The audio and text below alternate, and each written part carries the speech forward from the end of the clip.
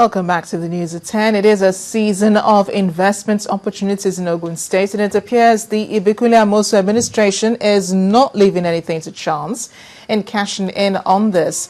Governor Amosu told members of the Ogun State Elders Consultative Forum today about his administration's willingness to start and ensure the completion of infrastructure projects. They include the multi-billion naira Olokola liquefied natural gas plant and the Harmonia and fertilizer plant, a joint venture between Ogun and Ondo state government and private investors. We speak today, the deep freeze port, the refinery that the Dangote group want to do, the ammonia, the fertilizer, everything is in Ogun State. When the thing has actually taken off, people will see. But I now realize that people they don't want to wait, that you should be carrying people along to let them know that this is what you've done. So I'm sure by October we should be there, and the refinery will commence.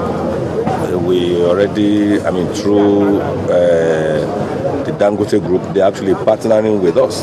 We've sent our officials to go and meet with them, meet with financiers, meet with those that even do the construction. And that is the result of what we are seeing. Somehow, I wasn't there when they were signing the thing in Abuja, but people will be, mischievous. They are saying that Chevron pulled out because I wasn't following up on what our predecessor did. But I can say this, and I'm saying this with all sense of modesty and responsibility. What we've achieved there now, within maybe a space of 2 years, is far more than the totality of what they've done. First Bank, truly the first.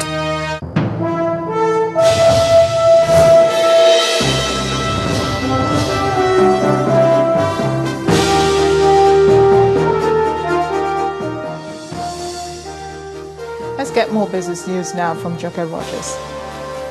Thank you, Amarachi. Nigeria's crude oil exports fell 11% to 2.7 trillion naira in the second quarter of 2013. The decline, which is attributed to oil theft, follows a 26% drop in the first 3 months of the year. Part of the problem was a pipeline leak at Royal Dutch Shell, which forced it to shut in 150,000 barrels a day of crude oil.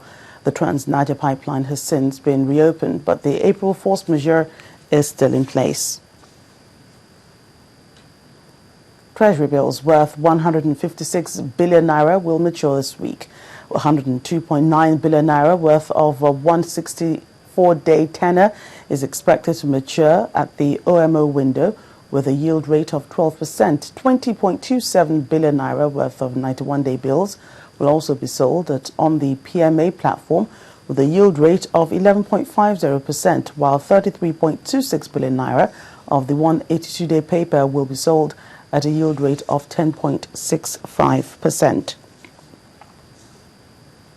A look at the currencies now. The naira shortage caused banks to exit their dollar positions to meet obligations in the local currency, causing the naira to close flat against the dollar. Well, the naira finished at 161.9 to the greenback, the same level at which it closed on Friday. Tighter liquidity has also driven interbank lending rates higher. They climbed to an average of 26% on the central bank policy moves compared with 18% the previous week. Nigeria's key benchmark index shed some more weight on Monday, dipping by 0.65% to 35,861.87 points. Stocks buckled under continued sell pressure as it slipped under the 36,000 psychological line. Bisi Coker has more on that. Hello there. Welcome to the Stock Market Report. Continued sell pressure has pulled the all-share index down below the 36,000 psychological line. The key benchmark index shed weight further, dipping by 0.65% to 35,861.87 points. The market capitalization also dropped to 11.41 trillion naira. Investors stripped 10% each of University Press PLC and Warpick Insurance. They also gave a cold shoulder to IHS. On the flip side, just international breweries, Air Service and Thomas White were among the day's percentage appreciators, and with gains under 10% each. The most actively traded equities include Diamond Bank, Transnational Corporation of Nigeria, and Access Bank. When stocks crossed the finish line, volume came in higher at 196.5 billion units, valued at 2.08 billion naira, and exchanged in over 4,000 deals. And that's a wrap on the stock market reports. I'm BC Koka.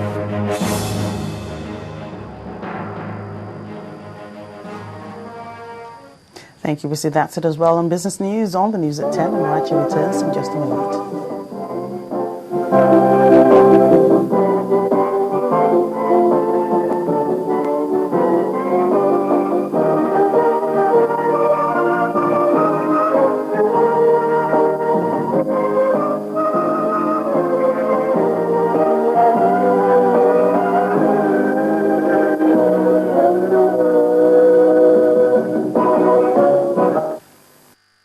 First Bank, truly the first. Next on the news at 10, the quest for the 2014 World Cup ticket continues as the Super Eagles of Nigeria battle for a slot with Ethiopia. That's on Sports News. Please stay with us.